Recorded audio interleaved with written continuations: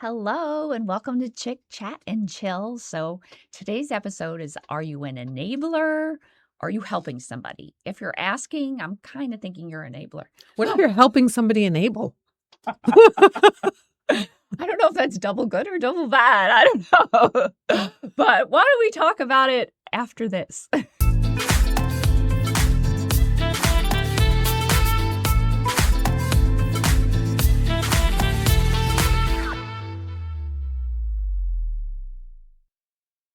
Hello. So before we get started, I'm Antoinette. I'm the owner of Pixel This. It's a full service design firm. From when I run across companies or services, it seems like, somebody always feels like they're not putting their best foot forward. Maybe it's their logo. Maybe they don't have a good online presence. Maybe they want to do something with advertising, but they don't know what to do. Call me and we could discuss. But before we get into it, I want to introduce Laura. Good morning, afternoon, or evening. I'm Laura Fickett. I am your financial educator and business coach, and I love to help people make more money, manage it better, and retain it to build their wealth. What I like to do for people is help them realize what their problem is. I just had a client call in, a potential client, and they said, well, hi, you have a lot of credit card debt, and debt actually isn't your problem a lot of times in that situation. The problem is how did you get the debt?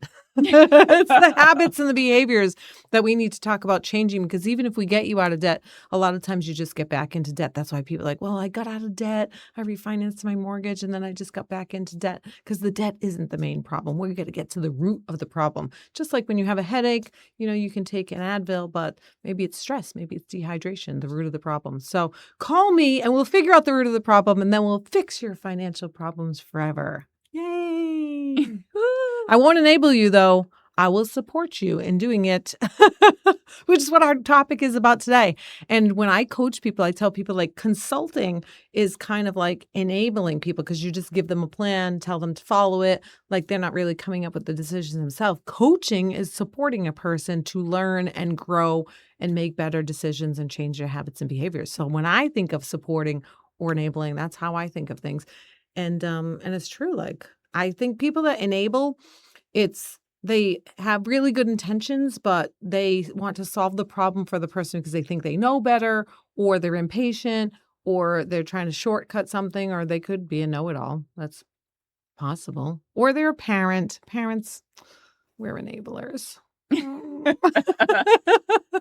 but I see that a lot, and I think the earlier in life that you actually stop enabling your children, the better lives they're going to have. Because if every time something happens in school, you're going to swoop in and help them with this project that they really should have got an F on, or, they didn't do summer reading, so now you're doing this, or whatever, you're making excuses, they overslept, but you're pretending they were sick, whatever. But a lot of it is just you're not helping them. The only way people grow is a lot of times through failure, and they wipe themselves off and then they get better.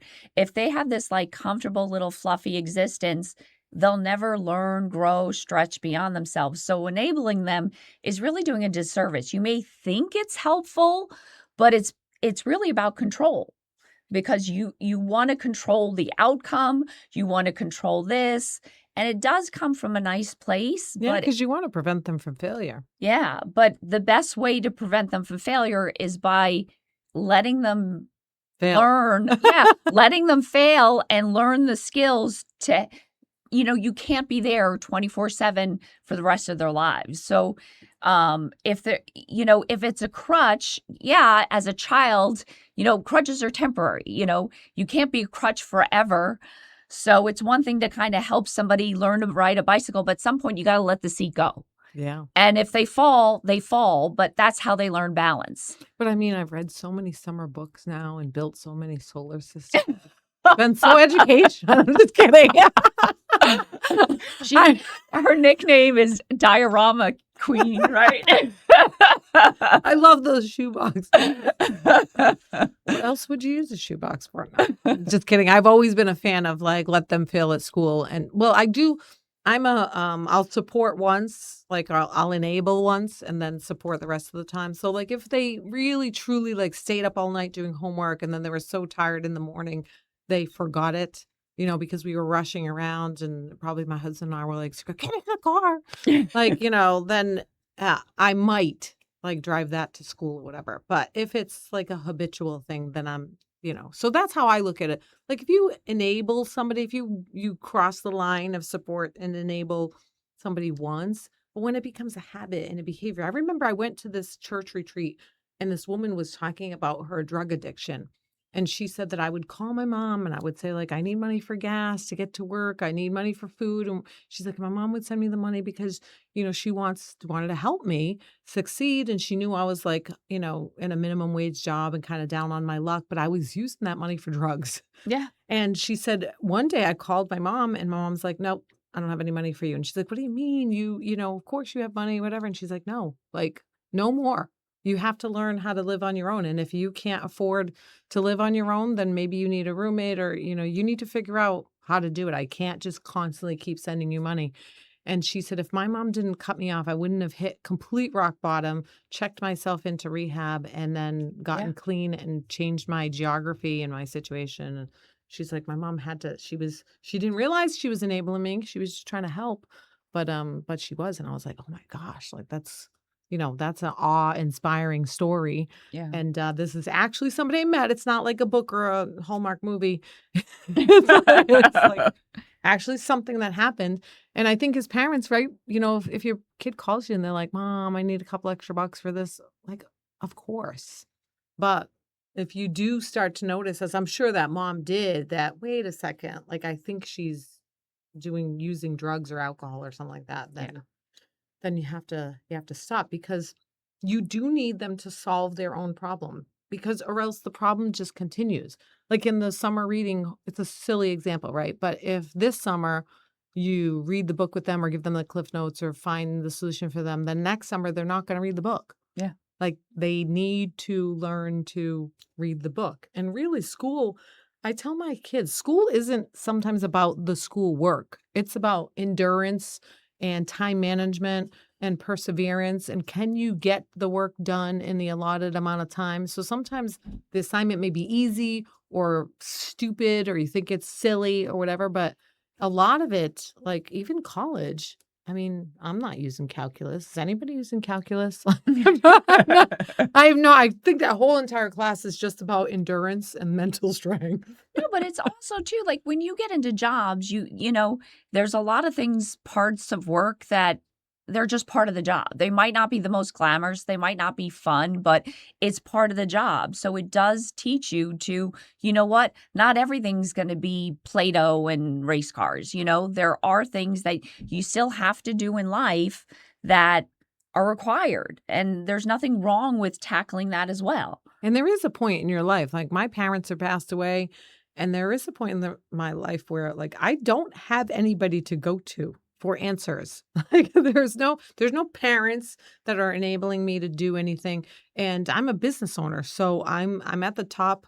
There's no advancement career for me. When you own a business, you're the owner. And so there's no advancement career. I just have to be a bigger owner. So at some point, those skills are important. Now, I was the youngest of 7. And so enabling wasn't a thing. Sometimes I think Antoinette shares this sentiment with me. I don't know that our parents remembered we existed. Like so, when you're the last one, forget it. People think like, oh, you're the baby of the family. Like people baby you. No, it's like people forget about you. Like yeah. They're kind of been there, done that with the other kids, and it's like I don't know. You don't have any clothes. Just wear your sisters. Like what? They're too sure big. I'm just roll them up. No, it's so true. Well, what I found in my family, at least, like my dad just stayed out of parenting. It's but the underwear that was the hand-me-down. I'm just kidding.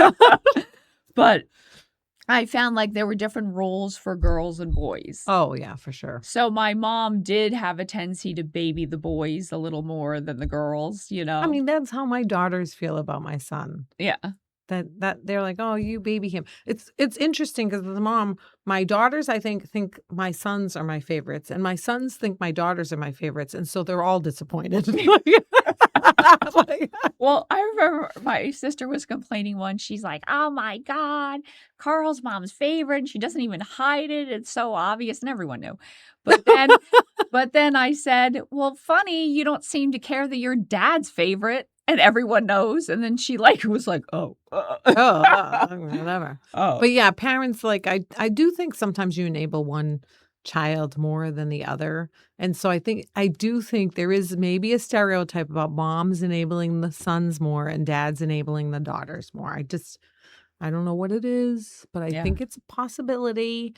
But I think enabling goes like it only goes so far. So I have some disabled siblings, and my husband and I will talk about, how to assist them and how to help them and get my sister on like fuel assistance and stuff like that. I think if people are truly like elderly, widowed, disabled, like the Bible talks about, people that you should be helping. So my siblings can't help themselves. So I'm not enabling them by doing things for them and for solving problems for them because they cannot do it. yeah, They just don't have the capability. So I guess that's the key. If you have a child or a friend that is perfectly capable of solving their problems, you need to allow them to do so. And sometimes it's frustrating because you know you have the answer, but you arrived there through trial and tribulation, through mistakes, and they need to as well. yeah. So I think you support them, and you don't. I sometimes I think I can steer somebody, right? So if they say to me like, "Oh, I don't have any money, and I know that you're a financial coach and you can help me, but you're my friend, and I don't want you to help me, so I'm just going to go rob a bank." Like, I'm not going That to was support that. confidential. Antoinette's got some crazy ideas, really. That's why I don't have tattoos, because they're too easily identifiable. But you don't support them in crazy ideas, right? Yeah. You say, well, I think maybe there's a lot of different ways to do it. I don't want to solve the problem for them, but I want to say, well, let's talk about maybe some other ways that you could come up with some quick cash rather than a ski mask, right? So you want to ask questions and help them figure out the answer. So I think it's more like a psychological process in steering them towards solving the problem on their own rather than just saying like, no, don't rob a bank, go take out a loan at the bank. That would be safer and better. You kind of want them to figure out like, oh, maybe do banks have loans? And then you're like, yes, yeah, that's a better idea. Go in there without a ski mask and take out a loan instead of trying to just take all the money. Yeah, but that was one of the things I was thinking about this morning. Like, what Bank robbery? No, that was yesterday. Yeah, okay. She's crazy. But I was thinking about like, what are some key differentiators that people could be like, oh, am I helping or am I enabling? And I think you hit upon one key one. Like, one is, are you doing something that they have the ability to do for themselves? And if they're asking you for money and they're a drug user, it's not that maybe they don't have the money to pay for gas, but it's going towards drugs. Let's just face it. They have the ability, they have the wherewithal, they could get a job, they could do this. It's not like they have no arms and legs and they're paraplegic and they just have no job opportunities but it's one of those when you're helping is basically when somebody is doing everything that they can to help themselves and you still see there's a gap or there's something you want to maybe reward them with or something like that. And I think one of the key components to enabling is people try to avoid a tough conversation. People don't like conflict. So a lot of times rather than just have that tough conversation, and we did an episode not too long ago, but it was about boundaries. But this really is very tied into that. Because you need to, it's one thing setting a boundary, but you have to keep it because setting it and then just, going, no, no, no. But then if they ask nice enough, then the answer is yes. We're back to these kids. They're relentless. Or if they annoy you, you're just teaching them if they pester you enough, the boundary comes down. So you have to really stick to them until they learn, no, this is a boundary. Or if you're going to say no with the money, again, I know when I used to, I babysat for a long time and, when you start with a new family or a new set of kids, they test you. I mean, that's kind of what Horses they test do. you too when you jump on their back for the first 5 minutes. No lie. Yeah, I wouldn't doubt it, but they just kind of want to see like what can they get away with, what not, and they also just might be comparing you to their parents. Like this is the parents' norm. Are you at that level? Maybe their parents are pushovers.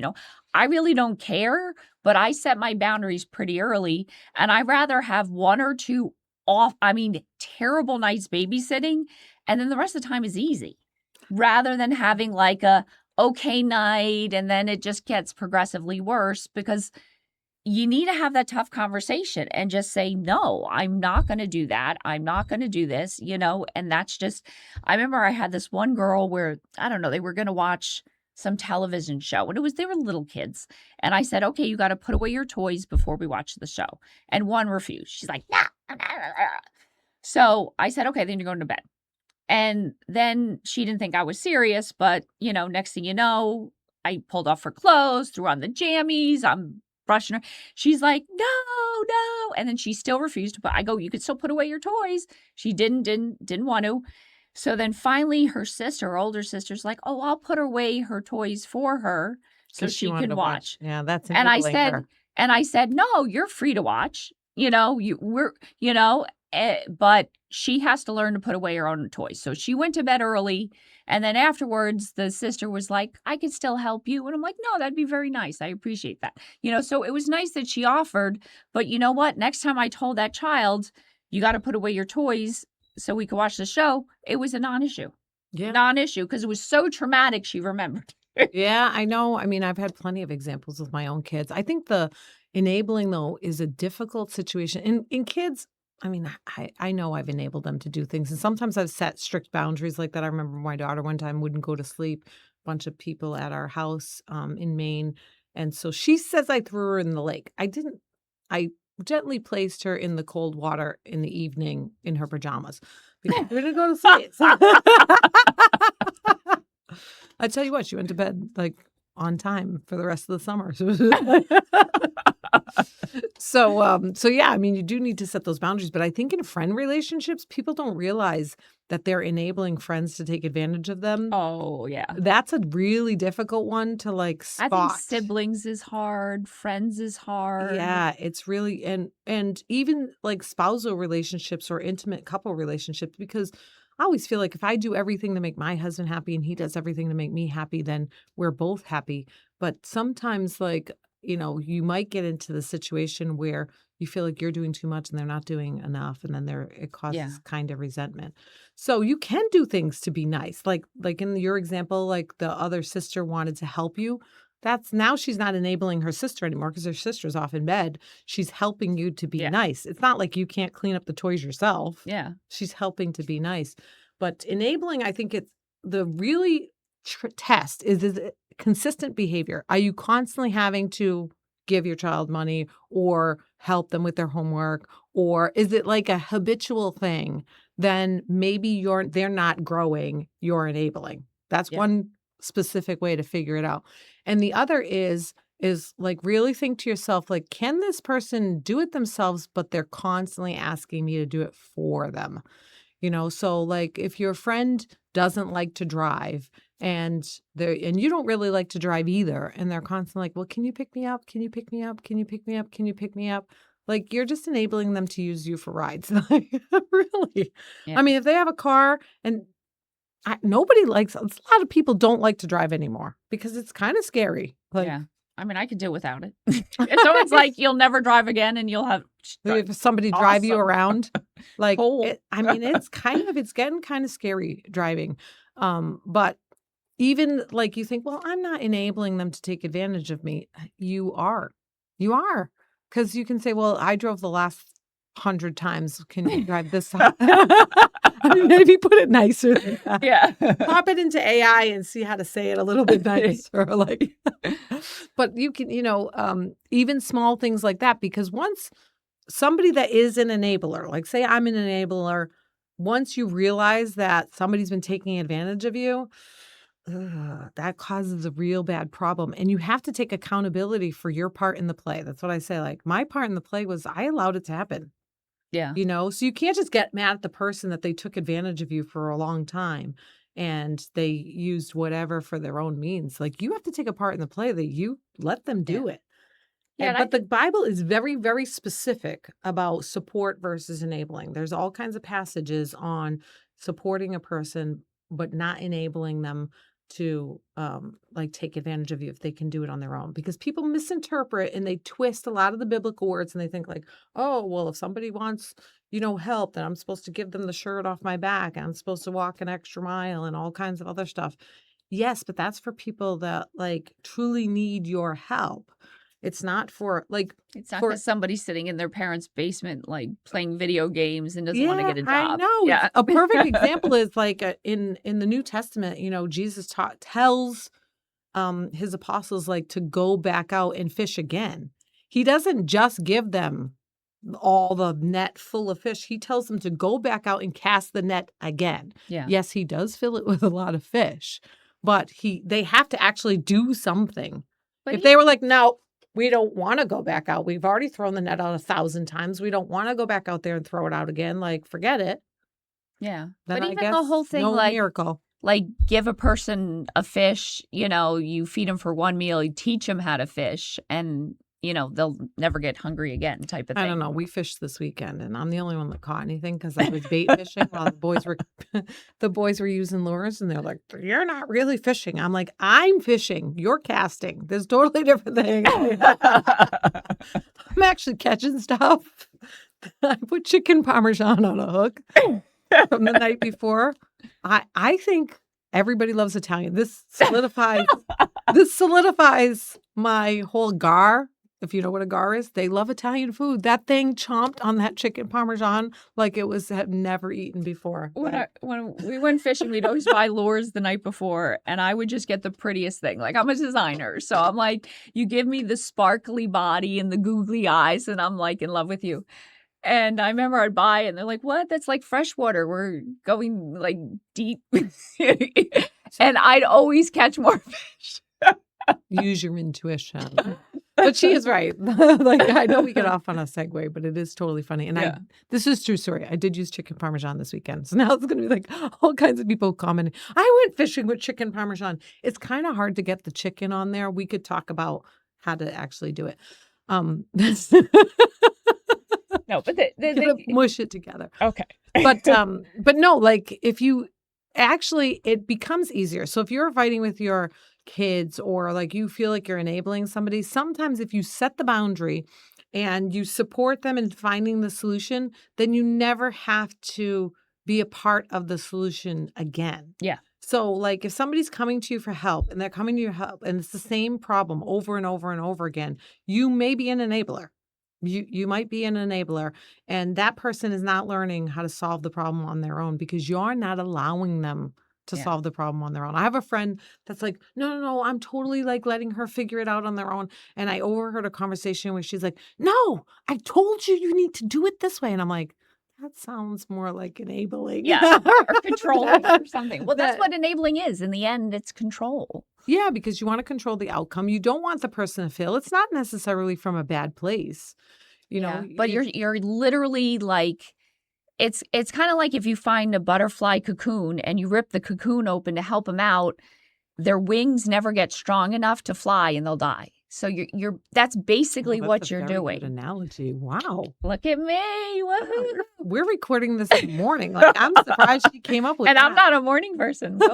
No, but I think a lot of it too is when you're coming up with boundaries, I'm sure a lot of the people that you have been enabling will be like, well, you let me yesterday or this and this. Don't ever push back. Yeah, they'll totally push back. But it's not one of those that if you let the behavior happen once, it has to continue for the end of time. So, and like Laura said, accept the responsibility for your own actions. Don't beat yourself up over it. But at some point, just this is the boundary. This is what I'm going to do. You're going to have to be okay with letting them fail, fall down, whatever. That's how they grow. And then wouldn't it be better to see them flourishing on their own 2 feet than you always having to help? Is that really what you want? Or people just basically riding off your coattails throughout life, because that's what's going to happen if you're always helping a little here and helping a little there. Like, It's a hard transition, though, especially like from kids to when they become adults. If you have been enabling, they will look at you like, wait a second here, Mom, you've always done that for me. yeah. Like, what, are you broken? Are you crazy? No, But I can honestly say that if something were to happen to me, God, forbid that something were to happen to me today, my adult kids will be, they'll be devastated, of course. But they will be fully functioning adults. Yeah. My 12-year-old, isn't fully functioning yet, so that's not his fault. But they would be fully functioning adults. My daughters are out on their own, and my son was out on his own. He's just home temporarily to save up money. So, that is the goal. Like, and it's hard because we want to do all kinds of stuff for people, but it doesn't. In the long run, you are not helping. You think you are, but you're not helping. It's a short-term solution to a long-term problem. Yeah. And it is hard to recognize. I think it's harder to recognize. I think it's so easy for me to recognize when I'm enabling my kids and I'm like, whatever. But I think it's so hard to recognize in other relationships. The one thing that I do want to say when it comes to things like addiction, like this is serious, because when you enable, the only way addictions stop is either they die or they recover. And they can't recover unless they hit a rock bottom. Sometimes. So if there's always some sort of, you know what I mean? They have to have, there's that aha moment in every addict's life where they realize, I'm so disappointed in what I've become or what had to happen or whatever, that they get that push to finally seek recovery or whatever it is. And without that, you're basically, holding them back from recovery, which is, I think it's important. I think it's one thing to They sit say, there. like, God helps those that help themselves. Yeah. And that's a really hard one. Yeah. I would try and lead them, to Jesus as much, but they have to want it themselves. You can't want it for them. That's really why we enable, right? We want it for them. Yeah.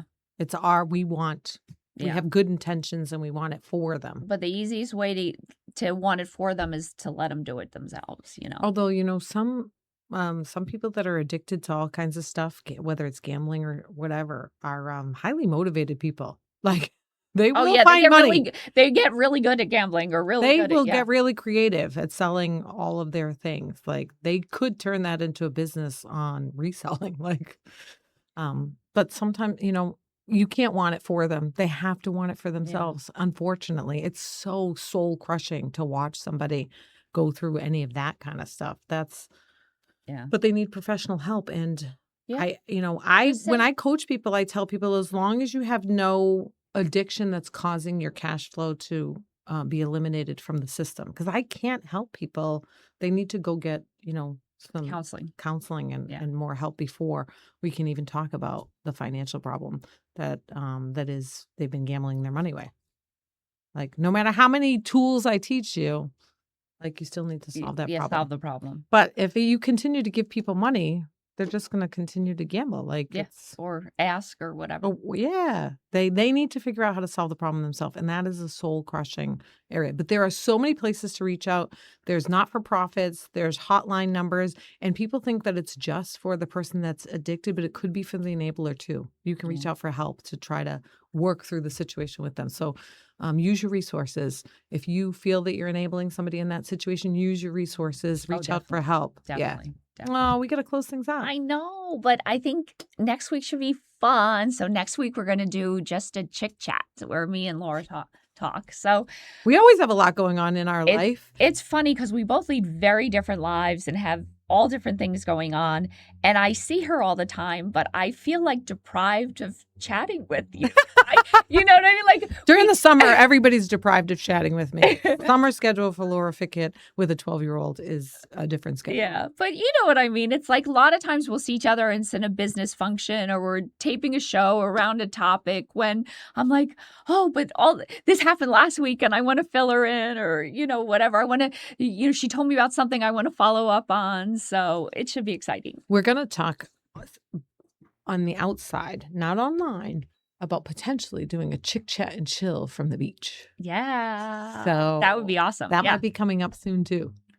Yeah, I think that'll be cool. So until then, we want you to watch, we want you to learn, we want you to listen, we want you to grow. And if you have any comments, please comment, like, share, all that kind of stuff. But until next time, never stop learning. And never stop laughing. We'll see you soon. Thanks for watching.